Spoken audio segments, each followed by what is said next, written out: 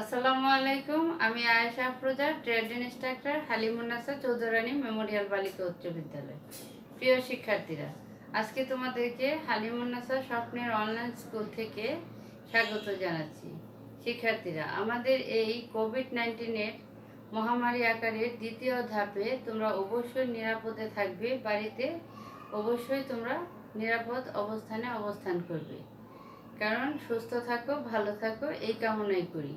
প্রিয় শিক্ষার্থীরা, আজকে তোমাদের সামনে আমি অষ্টম শ্রেণীর বাংলাদেশ ও বিশ্ব পরিচয় নিয়ে তোমাদের সামনে এসেছি। এই বাংলাদেশ ও বিশ্ব পরিচয়ে আমি আজকে তোমাদেরকে প্রথম অধ্যায়ে যে বিষয়টি নিয়ে আলোচনা করব তা হচ্ছে ঔপনিবেশিক যুগ ও বাংলার স্বাধীনতা সংগ্রাম, অর্থাৎ ঔপনিবেশিক যুগ।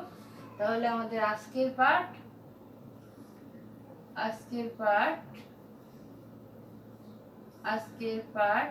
হচ্ছে ঔপনিবেশিক যুগ।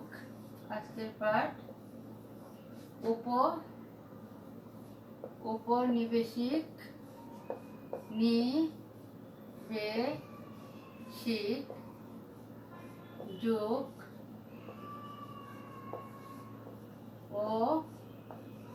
বাংলার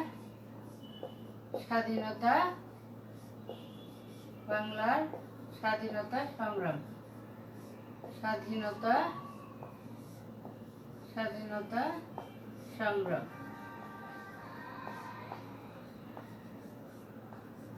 এই পাঠ শেষে, অর্থাৎ আমাদের হচ্ছে প্রথম অধ্যায় প্রথম পাঠ ঔপনিবেশিক যুগ ও বাংলা স্বাধীনতা সংগ্রাম। এই পাঠ শেষে তোমরা কি কি শিখবে? এই পাঠ শেষে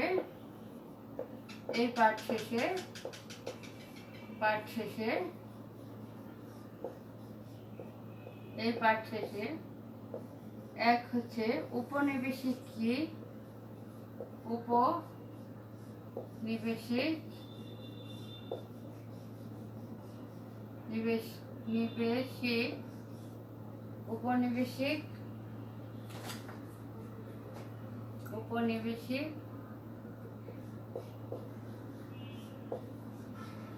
যুগ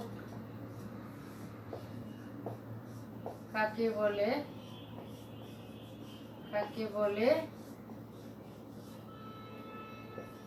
বলতে পারবে?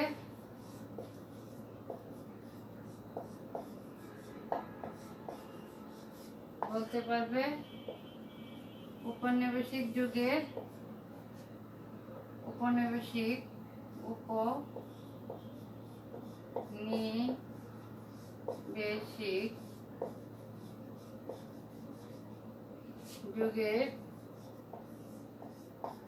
শাসনের গুরুত্ব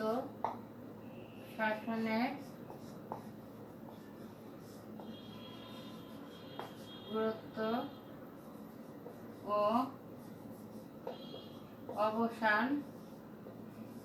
অবসানের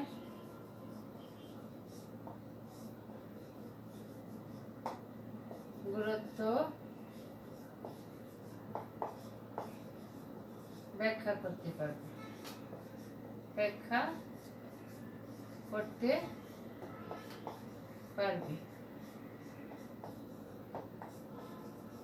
অর্থাৎ এই পাঠ শেষে তোমরা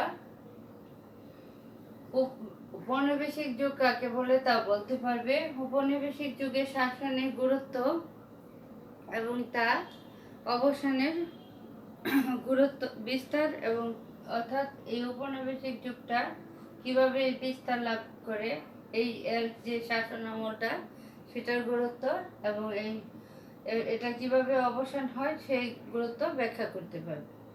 তাহলে আমরা দেখি যে ঔপনিবেশিক যুগ কাকে বলে। অর্থাৎ 1757 সাল থেকে 1947 সাল পর্যন্ত, 1757 সাল থেকে 1947 সাল পর্যন্ত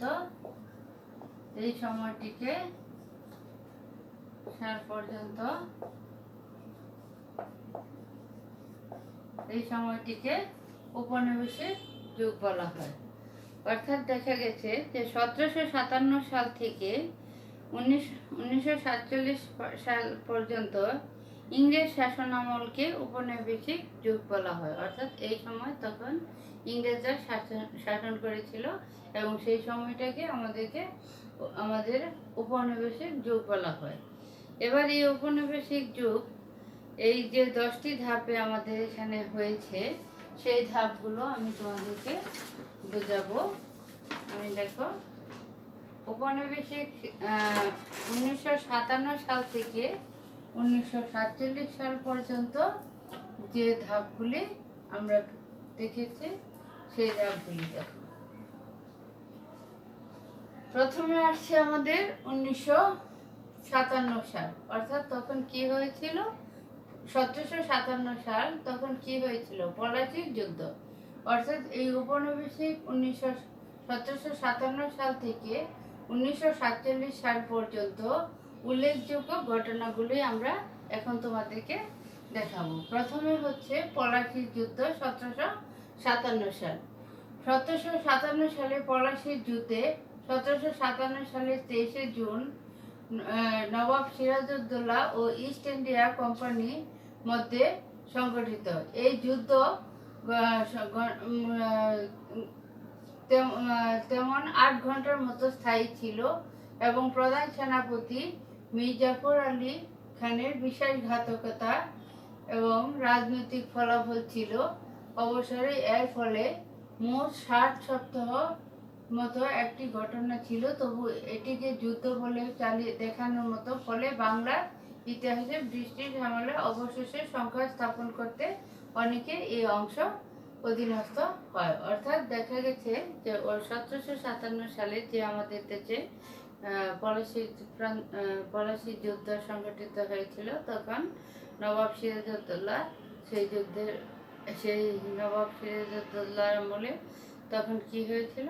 বিশ্বাসঘাতক মীর জাফর তার সাথে বিশ্বাসঘাতকতা করে ইংরেজদের সাথে হাত মিলিয়ে নবাব সিরাজউদ্দৌলাকে পরাজিত করে আমাদের বাংলাতে তখন এই পলাশির যুদ্ধে দেখা গেছে যে অবশেষে সাক্ষ্য স্থাপন করে অনেক অংশ এর অধীনস্থ হয়। অর্থাৎ এই পলাশির যুদ্ধে শক্তি আধিপত্য বিস্তার করে এবং ইংরেজদের ব্রিটিশ শক্তি আধিপত্য লাভ করে এবং অবশেষে দেখা যায় তারাই এই অংশ হিসেবে অধীনস্থ হয়। অর্থাৎ এই পলাশির যুদ্ধে সিরাজউদ্দৌলাকে পরাজিত করে মীর জাফর বিশ্বাসঘাতকতা করে ইংরেজদের সাথে হাত মিলিয়ে তাদেরকে আধিপত্য করতে সাহায্য করে। তারপরে দেখা গেছে আমাদের দ্বৈত শাসন, অর্থাৎ 1765 সাল। 1765 সালে লর্ড ক্লাইভ বাংলার নবাব থেকে দেওয়ানি সনদ প্রাপ্ত হলে যে শাসন প্রণালীর উদ্ভব হয় তা ইতিহাসের শাসন স্থান নামে পরিচিত। অর্থাৎ দ্বৈত শাসন নামে তখন কি হয়েছিল? Lord Clive.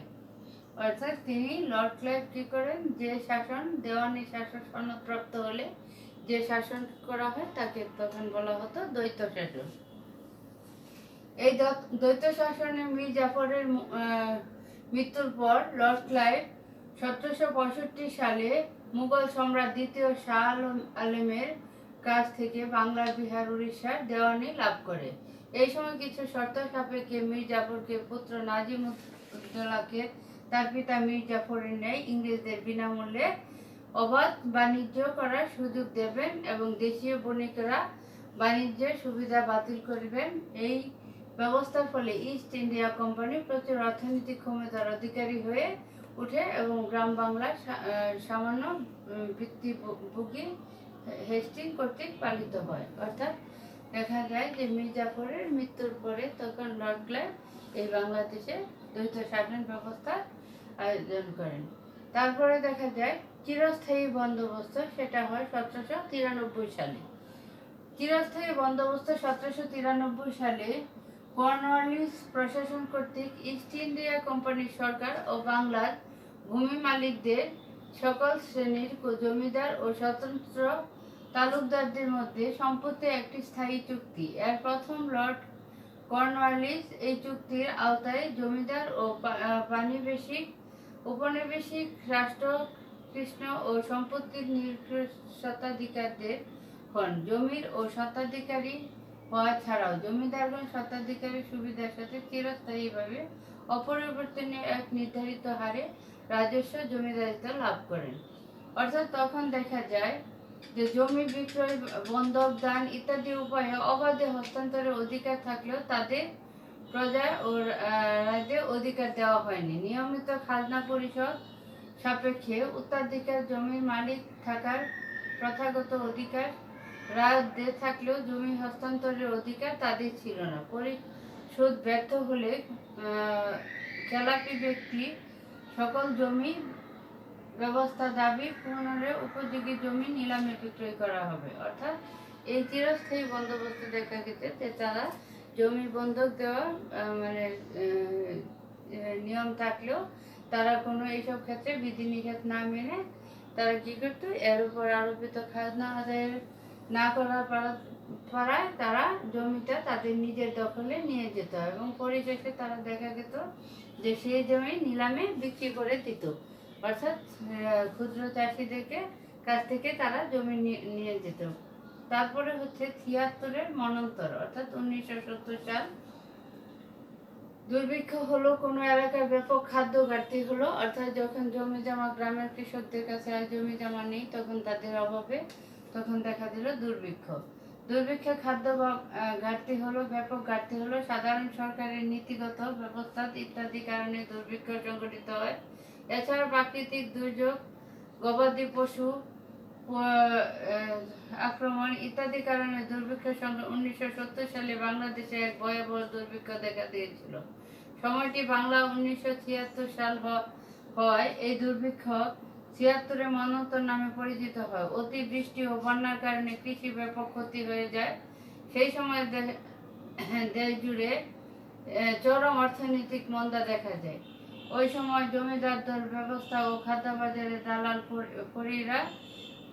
ফরিরা শ্রেণীর দৌরাত্ম্যের ফলে অবস্থা আরও শোচনীয় হয়ে পড়ে।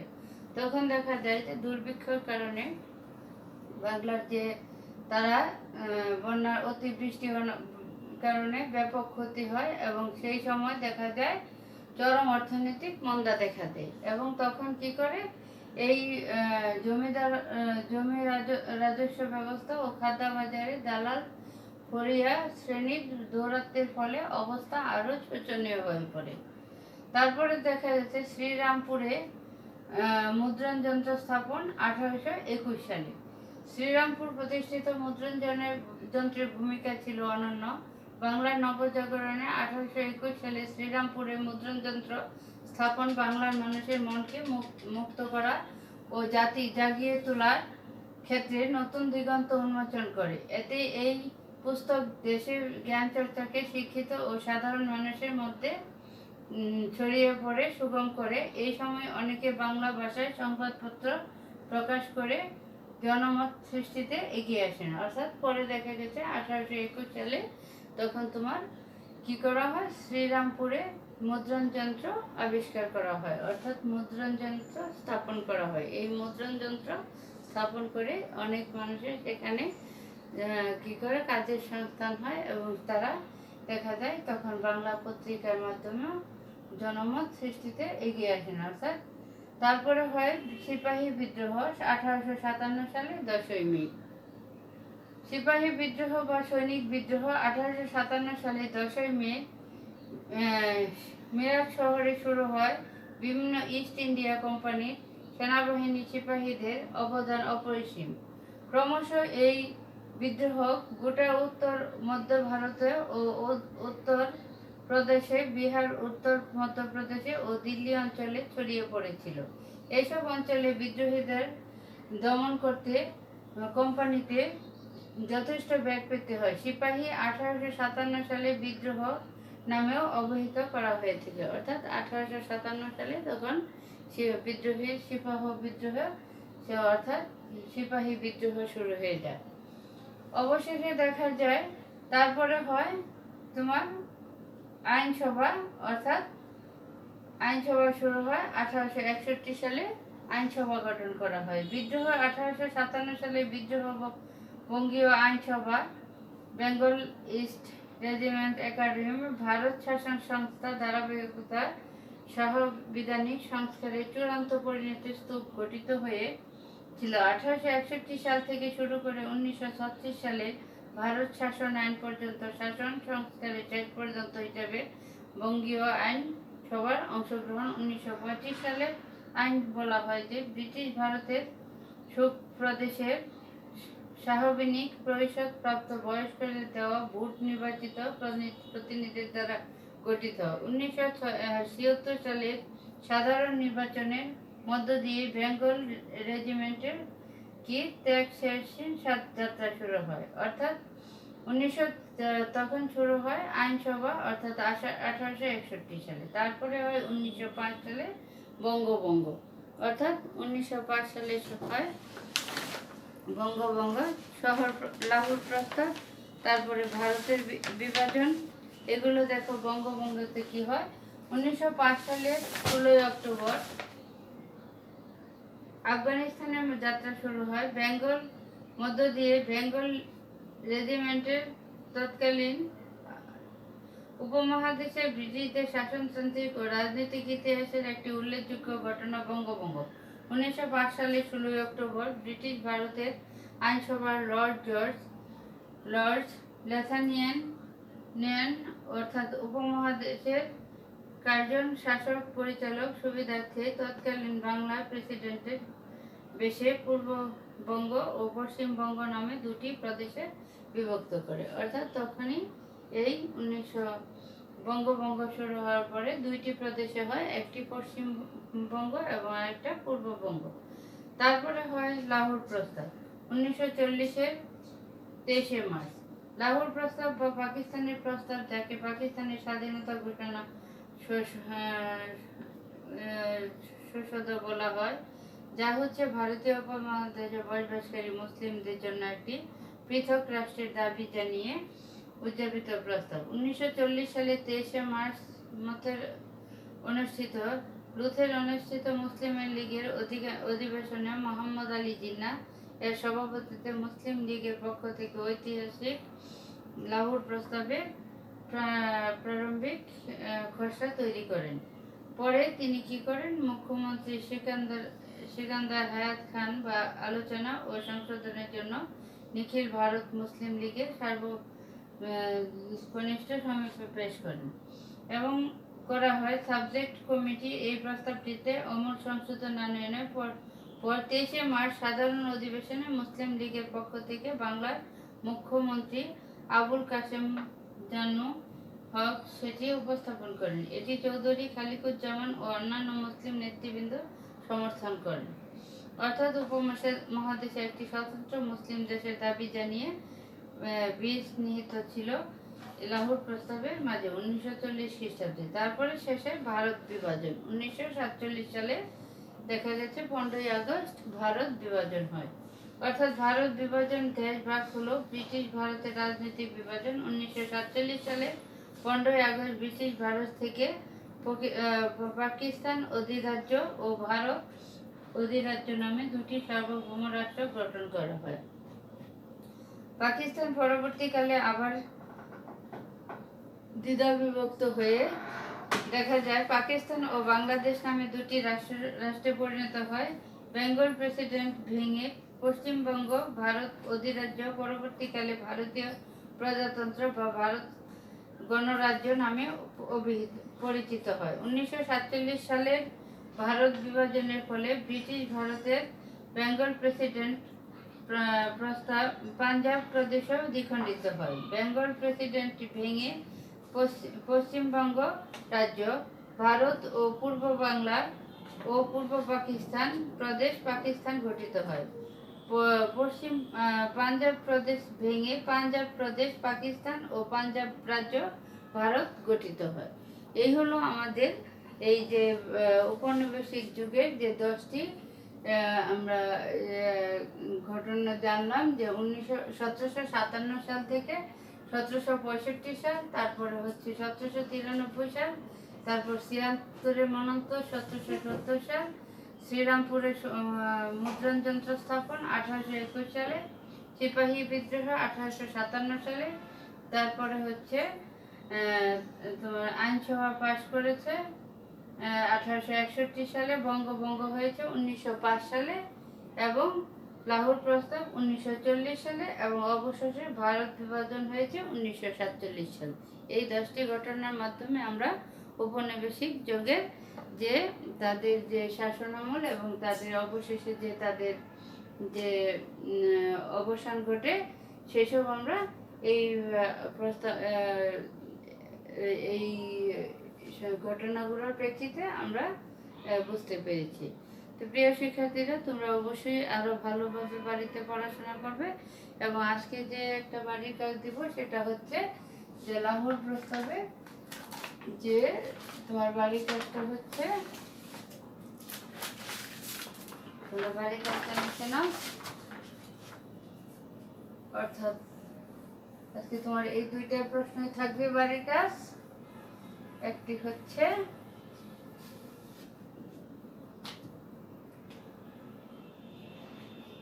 উপনিবেশিক যুগ কাকে বলে,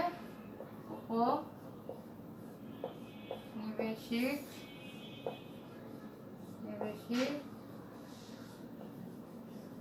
যুগ কাকে বলে, দুই হচ্ছে উপনিবেশিক যুগের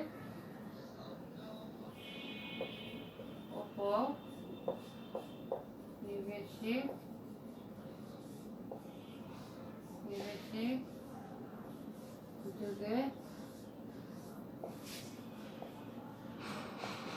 যুগের বিস্তার